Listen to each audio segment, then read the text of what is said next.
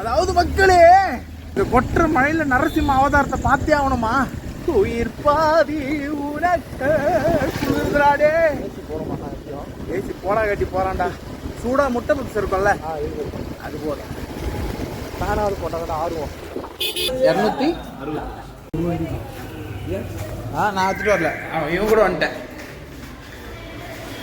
கொற்ற மழையில மூவி வாங்கி தண்ணி பாட்டிலாச்சும் வாங்கிக்கடா. மகா அவதார் நரசிம்மா இந்த மூவிக்கு தான் வந்திருக்கோம். பார்த்துட்டு எப்படி இருக்குன்னு சொல்றேன். பகவானை பார்த்து விட்டேன்.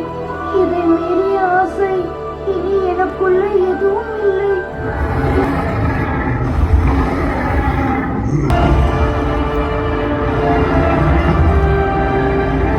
ஹே காய்ஸ், இப்போ நானும் என்னோட ஃப்ரெண்டும் பார்த்தீங்கன்னா மகா அவதார் நரசிம்மா இந்த அனிமேட்டட் மூவிக்கு போயிட்டு வந்தோம்.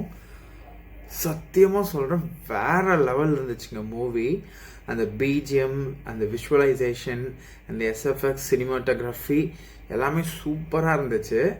ஒன்லைனில் இந்த ஸ்டோரி என்னன்னு சொல்லணும்னா, நரசிம்மா அதாவது விஷ்ணு கடவுள் இருக்கார் இல்லையா, அவர் அந்த நரசிம்ம அவதாரம் எடுத்து ஒரு அசுரனை நெஞ்சு கிழிச்சு கொலை பண்ணுவார்ல, வதம் பண்ணுவார்ல, அது ஏன் எதனால் பண்ணுறாரு அப்படின்றது தான் இந்த ஸ்டோரி.